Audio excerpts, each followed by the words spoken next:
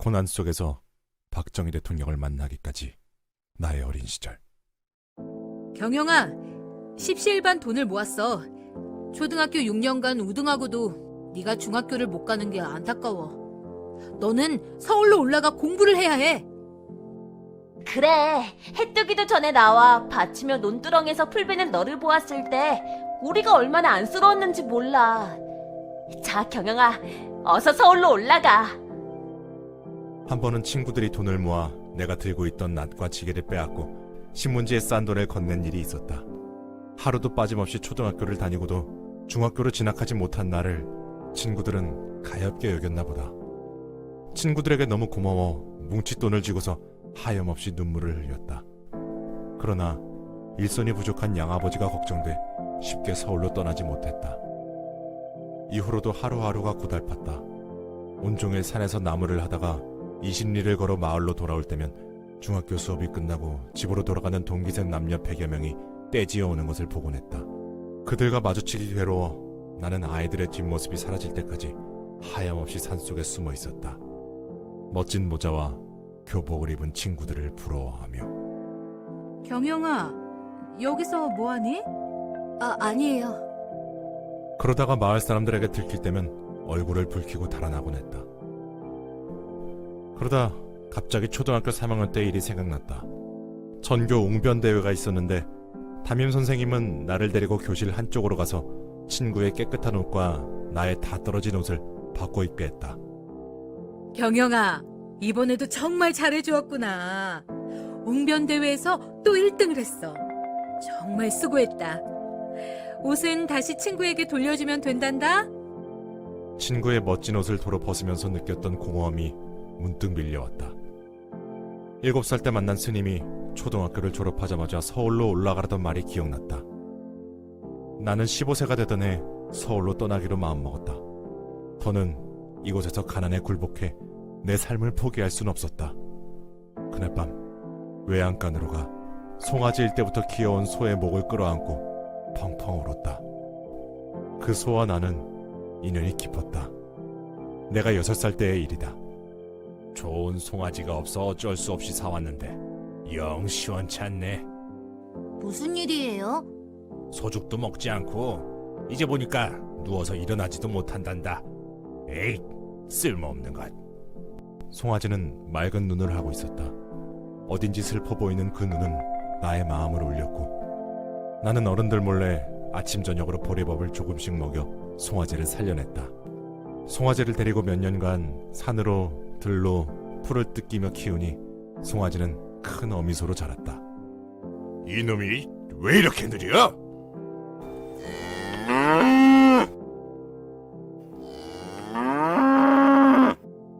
양아버지는 논밭에 진기를 메고 일하는 소가 조금 느리게 걷는다고 사정없이 회초리로 내리쳤다. 그때마다 소는 아픔에 울부짖으며 나를 바라보았다. 그 모습을 보는 내 가슴도 찢어질 듯 아팠다. 그러다 새끼를 낳은 후에는 눈에 띄게 약해진 소를 양아버지는 도살장에 팔아버렸다. 소는 도축장에 끌려가던 날 대문 밖을 나서지 않으려고 안간힘을 썼고 필사적으로 깨를 돌려 새끼 송아지를 향해 울어댔다. 이놈이 얼른 나가! 아이고, 얼른 나가! 아유, 이렇게 많이 때려야 비싼 값을 받지? 아궁이에서 부직갱이를 들고 나온 양어머니는 나가지 않으려고 버티는 소를 마구 때렸다.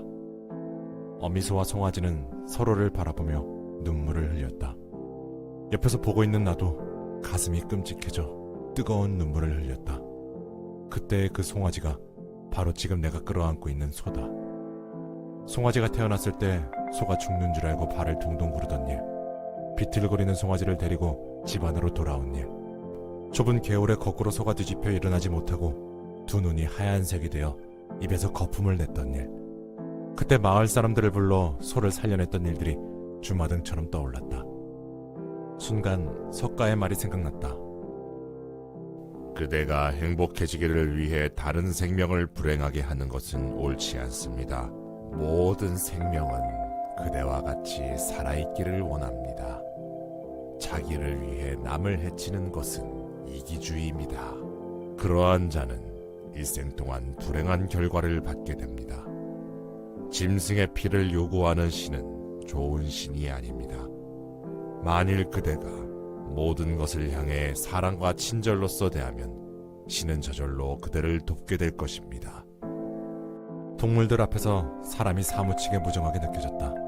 앞으로 어디에서 어떤 상황에서든 생명을 중시하는 마음을 잊지 않겠다고 다짐했다. 이별하는 줄도 모르고 맑은 눈으로 나를 멀뚱멀뚱 바라보는 소를 뒤로하고 저녁 8시경 어머니의 무덤을 찾아갔다. 나는 아무 말 없이 어머니의 무덤을 바라봤다. 몇 시간 지나자 눈물이 흘렀다. 나무하러 오고 갈 때마다 꼭 한 번 들린 어머니의 무덤. 천리 서울길로 떠나려니 자리에서 일어날 수 없었다. 놀 때마다 친구들을 기다리게 해놓고 어머니의 무덤에 절을 하는 나를 보고 아이들은 내 흉을 보기도 했지만 나는 어머니의 무덤이 꼭 살아계신 어머니를 보는 것처럼 즐겁기도 하고 또 한편으로는 우울하기도 했었다. 나는 어머니 무덤 앞에서 밤을 꼬박 샌 뒤 초등학교 6년 우등상으로 받은 상장을 어머니 산소 앞에 묻었다. 그리고 눈물을 줄줄 흘리며 서울로 향했다. 저녁부터 아침까지 거르고 마을에서 20리 떨어진 기차역에 도착했다. 친구들이 준 돈은 서울에서 중학교에 들어갈 때 써야 한다고 생각하고 서울까지 천리길을 걸어가기로 작정했다.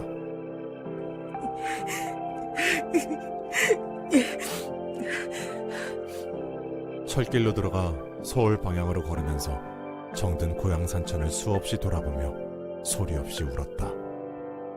서울로 가는 길은 너무나 고통스러웠다. 철길이 굴속으로 들어갈 때는 산을 넘어 철길을 찾아 헤맸다. 검정 고무신은 다 찢어지고 맨발바닥은 온통 찢어져 살점이 떨어져 나갔다. 이틀 동안 걸어서 도착한 곳은 마산이었다. 발바닥이 퉁퉁 붓고 피가 줄줄 흘러 어쩔 수 없이 서울로 가는 기차표를 사려고 했는데 대전까지밖에 갈 수 없었다. 결국 나는 대전에서부터 무임승차할 수밖에 없었다. 너 이 녀석 뭐야? 죄송해요.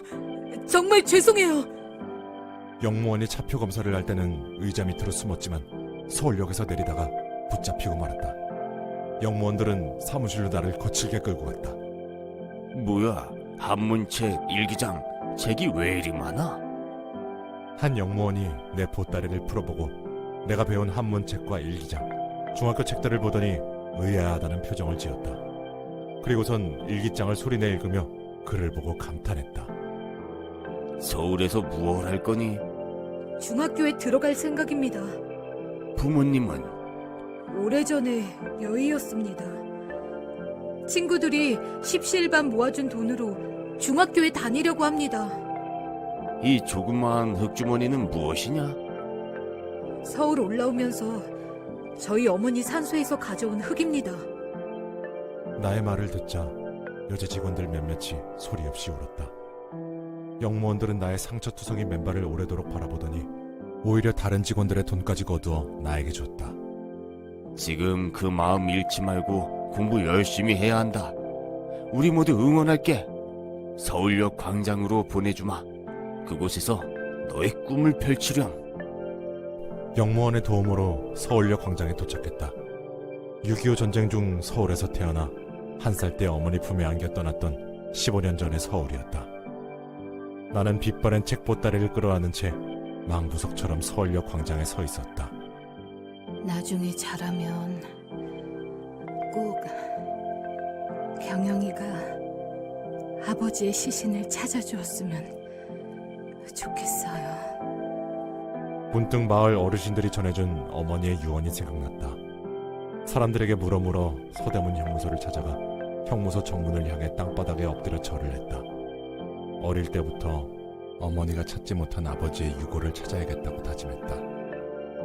만약 찾지 못하면 아버지가 돌아가신 서대문 형무소 자리에 비석이라도 세우겠다고 마음먹었다. 지금은 내가 이곳에 아버지의 비석을 세우진 못한다. 하지만 만약 내가 대통령이 된다면 이곳에 아버지의 비석을 세울 수 있지 않을까? 또다시 스님의 말씀이 떠올랐다. 장차 내가 세계를 거느릴 것이라던. 가슴속 깊은 곳에서부터 왠지 모를 뜨거운 기운이 느껴졌다. 이후로는 서울에서 살아내기 위한 고군분투가 시작됐다. 남대문 시장 지하도 입구에서 구두를 닦으며 무허가 합숙소에서 협성고등국민학교라는 야간 중학교를 다녔다. 그러나 숙소 낸 담배 연기 때문에 공부하기가 힘들어 삼각산에 있는 수유리 화계사로 찾아갔고 주지인 승산 이형원 스님의 양아들이 되었다. 그곳에는 동국대학교 불교대학 승려 200여 명의 성림회라는 기숙사가 있었는데 승려가 250여 명이나 되었다.